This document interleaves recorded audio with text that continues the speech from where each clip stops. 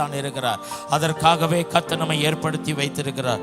இங்கே அப்போஸ்தலர் நடபடிகள் 10ஆம் அதிகாரத்தில் ஒரு மனுஷன் உண்டு. அவனை குறித்து சொல்லப்பட்டிருக்க 10ஆம் அதிகாரம் முழுவதும் நீங்கள் வீட்டில் போய் முடிந்தால் வாசித்து பாருங்கள். அங்கே சொல்லப்பட்டிருக்கிற 2வது வசனத்தில் அவன் தேவ பக்தியுள்ளவனும் அவன் தன் வீட்டார் அனைவரோடு கூட தேவனுக்கு பயந்தவனுமாக இருந்து ஜனங்களுக்கு மிகுந்த தருமங்களை செய்து எப்பொழுதும் தேவனை நோக்கி ஜெபம் பண்ணி கொண்டுதான். அவனை குறித்து மேலே முதல் வசனம் சொல்கிறது, இத்தாலியா பட்டாளம் எனப்பட்ட பட்டாளத்திலே 100க்கு அதிபதியாகிய கொர்நேலியு என்னும் பேர் கொண்ட மனுஷன் என்று சொல்லப்பட்டிருக்கிறது. அல்லேலூயா.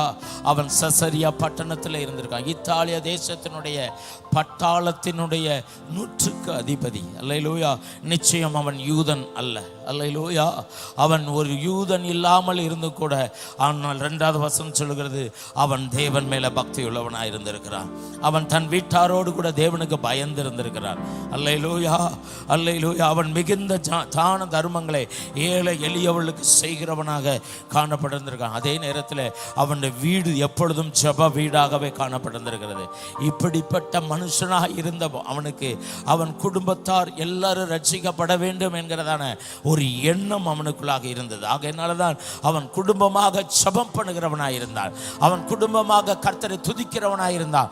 கர்த்தருக்கு பயப்படுகிற மனுஷனாக இருந்தான். ஆனால் இந்த அதிகாரத்தில் நீங்கள் முழுவதும் வாசிக்கும் பொழுது, எந்த புறஜாதியர்களுக்கு சுவிசேஷம் அறிவிக்க தேவன் எனக்கு அனுப்பப்படவில்லை, கட்டளையிடப்படவில்லை என்று எண்ணிக்கொண்டிருந்த பேதுருவை கர்த்தர் எழுப்பினார். அல்லேலூயா. நீ எழுந்து ஆமென். யோப்பா பட்டணத்தில் காணப்பட்ட பேதுருவை இந்த இத்தாலியா பட்டணத்தில் காணப்பட்ட கொர்நேலியு வசித்த சசரியா பட்டணத்திற்கு கர்த்தர் அட்ரஸை கொடுக்கிறார். பேதுருவுக்கு அவன் இருக்கிற இடத்தை கொடுக்கிறார். அவனுக்கு நேராக ஆட்களை அனுப்பி கொடுக்கிறார். அதே நேரத்தில் கொர்நேலியுவுக்கு கர்த்தர் சொல்லுகிறார், இந்த தெருவில், இந்த இடத்துல, இந்த வீட்டில் இன்னான் என்கிறதான அந்த பேருடையதான மனுஷன் இருக்கிறான், அவனிடத்தில் ஆள் அனுப்பு என்று சொல்லி கர்த்தர் முழு விவரத்தையும் கொடுக்கிறார். அல்லேலூயா. யோசித்து பாருங்க. ஜெபம் பண்ணுகிறவர்களுக்கு, கர்த்தருக்கு பயப்படுகிறவர்களுக்கு, கர்த்தரை நம்புகிறவர்களுக்கு, கர்த்தர் மேலே அதிக பற்றுதலாய் காணப்படுகிறவர்களுக்கு எல்லாவற்றையும் கர்த்தர் தெளிவாக வெளிப்படுத்துகிறவர். அல்லேலூயா, அல்லேலூயா. பேதுரு முடியவே முடியாது என்று சொல்லி அவன் ரிஜெக்ட் பண்ணுகிறவன்.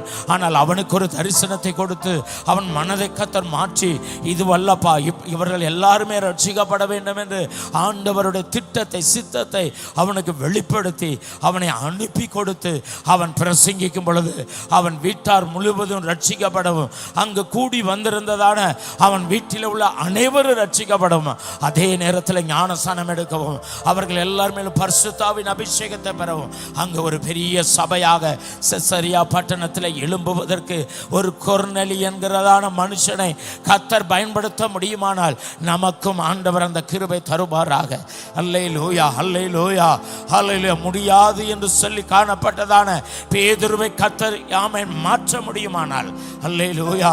பேதுரு வார்த்தைகளை கேட்ட பொழுது ஜனங்கள் எல்லாரும் அபிஷேகத்தினால நிரம்பி மனம் திரும்பினார்கள். பேதுரோடு கூட கடந்து வந்ததான யூதர்கள் ஆச்சரியப்பட்டார்கள்.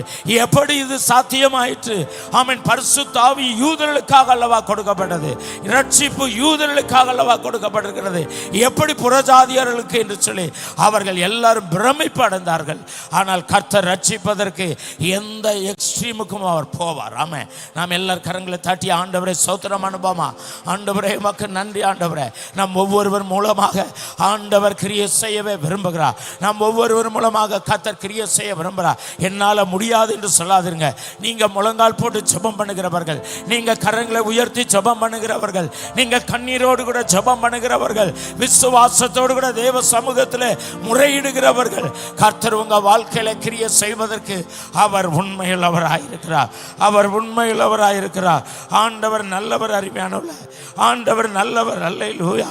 இந்த வார்த்தைகளை பேதுரு பேசிக் கொண்டிருக்கையிலே ஆமென் வசனத்தை கேட்டவர்கள் யாவர் யாவர் மேலும் பரிசுத்த ஆவியானவர் இறங்கினார் என்று சொல்லப்படுகிறது. ஹல்லேலூயா. பேதுரு பேசிக்கொண்ட வார்த்தைகள் ஆமென் கர்த்தருடைய வார்த்தைகளாக மாறி ஜனங்கள் எல்லார் மேலும் அபிஷேகம் பண்ணப்பட்டு அவர்கள் கர்த்தரை சேவிக்கிறவர்களாக மாறினார்கள். இதுதான் நமக்கு ஆண்டவர் கொடுக்கிற இந்த புதிய ஏற்பாடு காலத்தில் வாக்குத்தத்தம். அல்லேலூயா. கர்த்தர் அப்படியாக கிருபை செய்திருக்கிறபடினால் நல்ல ஸ்தோத்திரம் அனுபவமா. நாளை தினத்திலும் ஒரு கூட்டம் மக்கள் இப்படியாக கர்த்தர் கிரியை செய்து வருவார்கள். நம்மை கொண்டு வருவார்கள், உங்களை தேடி வருவார்கள், இன்றைக்கே வருவார்கள். வார்த்தைகளை கேட்டுக்கொண்டிருக்கிற உங்களை தேடி, உங்கள் வீட்டை தேடி, நீங்கள் வேலை பார்க்குற இடத்துல எனக்கு இந்த இயேசு வேண்டும் என்று சொல்லக்கூடிய மக்கள் உங்களிடத்துல வந்து கேட்பார்கள். அவர்களுக்கு நீங்கள் சொல்லும் பொழுது பரிசுத்த ஆவியானவர்களை தொடுவார். அல்லேலூயா. அவர்களை கர்த்தர் சந்திப்பார். அப்பொழுது அவர்கள் ரட்சிக்கப்படுவார்கள், ஞானஸ்நானம் பெறுவார்கள், அபிஷேகமும் பெறுவார்கள், அவர்கள் சபையாக மாறுவார்கள். அப்படியாக கர்த்தர் கிருபை செய்ய போகிறபடினால் நல்ல ஸ்தோத்திரம் அனுபவமா. எல்லாருடைய கரத்தை உயர்த்தி வைத்துக் கொள்ளுவோம். ஆண்டவரே, எங்கள் தேசத்தில் ஒரு மாநிலத்திற்காக, எங்களுக்கு அருகாமையில் உள்ள ஒரு மாவட்ட நீலகிரி மாவட்டத்திற்காக எங்களுக்காகவும் நாங்கள் ஜெபம் பண்ணியிருக்கிறோம். எங்களை கொண்டும் செய்ய வேண்டிய வேலைகளுக்காக நாங்கள் ஜெபம் பண்ணியிருக்கிறோம். தேவரீர் எங்களுக்கு அனுக்கிரகம் செய்யுங்கப்பா. உங்கள் வல்லமையுள்ள பிரசன்னம் எங்களோடு கூட காணப்படுவதாக. எங்களை இந்த வாரம் முழுவதும் பாதுகாத்தீங்க, இந்த நாள் முழுவதும் வழி நடத்தினீங்க. ஒவ்வொரு நாளும் எங்கள் கரங்களை பிடித்து நடத்தியும் வந்திருக்கிறீங்க. நீங்கள் தான் நம்முடைய பிள்ளைகளை ஆசீர்வதிக்கணும், அவங்க மேலே உங்கள் கிருபை காணப்படணும். நீங்கள் அவளை தொட்டு ஆசீர்வதிக்கிற ஆசீர்வாதம் பெரிதானதாக மாறணும். நீங்கள் அப்படியான கிருபைகளை கர்த்தர் செய்வீராக. ஆண்டவரே, உங்கள் வல்லமையில கரம் கூட இருக்கட்டும். இன்றைக்கு பிறந்த நாள், திருமண நாளை நினைக்கிற ஆண்டவரே, தேங்க்ஸ் பண்ணுகிற ஒவ்வொருவரை கர்த்தர் ஆசீர்வதிப்பீராக. இந்த இடத்துல வந்திருக்கிற உங்களுடைய பிள்ளைகள் மேல் உங்கள் கரம் அமரட்டும், அவருடைய குடும்பத்தின் மேல் உங்களுடைய கரம் அமரட்டும். அவங்க வேலை செய்கிற வேலைகள், தொழில்கள், வியாபாரங்கள் அனைத்திலும் உங்கள் வல்லமை கூட இருப்பதாக. அப்படியே நடத்துங்கப்பா. எங்களை இந்த வாரம் முழுவதும் நடத்தின தேவன் இனிமேலும் நடத்த போதுமானவர் என்பதை நாங்கள் விசுவாசிக்கிறோம். இயேசுவின் நாமத்தில் செபிக்கிறோம் நல்ல பிதாவே, ஆமேன். என் ஆத்மாவை கர்த்தரை ஸ்தோத்திரி, என் முழு உலகமே பரிசுத்த நாமத்தை ஸ்தோத்திரி. என் ஆத்மாவை கர்த்தரை ஸ்தோத்திரி, கர்த்தர் செய்த சகல உபகாரங்களை மறவாதே. ஆமேன். அல்லேலூயா. நம்மை கொண்டு கர்த்தர் செய்ய போகிறார்.